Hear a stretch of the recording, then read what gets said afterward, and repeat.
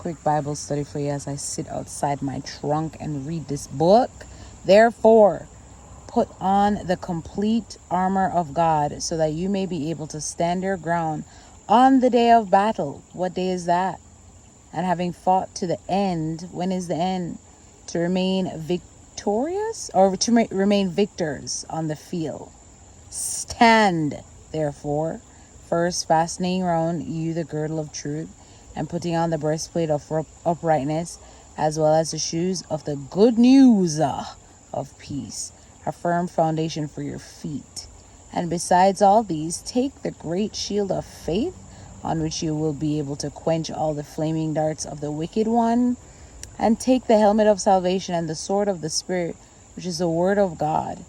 Pray unceasing prayer and entreaty on every fitting occasion in the Spirit, and be always on the alert to seize opportunity for doing so with unwearied persistence and entreaty on behalf of all God's people.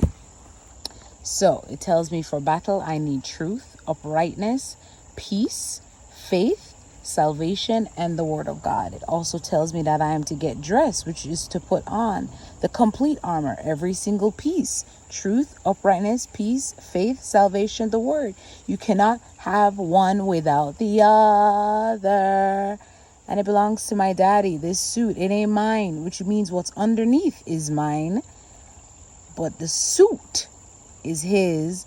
And before putting it on, he's telling me that I need to stand my ground on the day of battle. To stand your ground means that when you're being attacked, right, you stand there guarded, ready, having done the training. You're not afraid, you're not running, you're not retreating from the battle. You're standing your ground on the day of battle, which is when? Every single freaking day. And what you do, you fight till the end. You fight to the end to remain victors. Remain victors. Remain, which means you, let's say, Usain Bolt, fastest man in the world. Every time he runs, what does he do? He just remains his title. He remains as the fastest man in the world. He's undefeated, which means what? This is not your first battle. You are already victorious in every battle. You're remaining victorious on the field. You stand there, putting on truth, girdle around your waist, breastplate on your chest. You stand upright. Peace, which is a firm foundation, your feet. You can't be wobbly.